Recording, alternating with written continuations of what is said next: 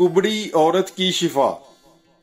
मुकद्दस लूका की अंजील उसका 13 बाब 10 ता 17 आयत तक।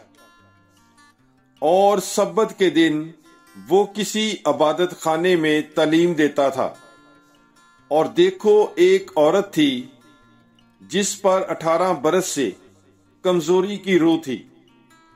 वो कुबड़ी हो गई थी और बिल्कुल सीधी ना हो सकती थी। यीशु ने उसे देखकर अपने पास बुलाया और उससे कहा, बीबी, तू अपनी कमजोरी से छूट गई। और उसने उस पर हाथ रखे और वो उसी दम सीधी हो गई और खुदा की तमजीद करने लगी।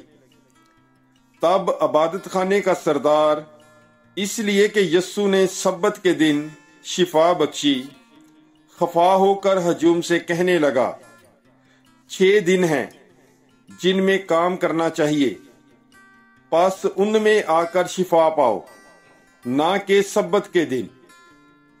तब खुदावंद ने उसका जवाब दिया और कहा, ऐ रियाकारो, क्या हर एक तुम में से सब्बत को अपने बैल या गधे को थान से नहीं खोलता और पानी पिलाने नहीं ले जाता?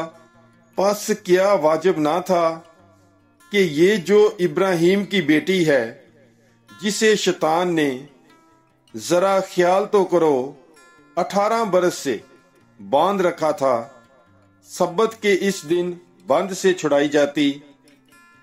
और जब वो ये बातें कहता था तो उसके सब मुखालिफ शर्मिंदा हुए, और सारा हजूम उन शानदार कामों से खुश होता था जो उससे होते थे। पाक कलाम के पढ़े और सुने जाने पर खुदावंद की बरकत हो। खुदा का शुक्र हो। God bless you. Bible is life.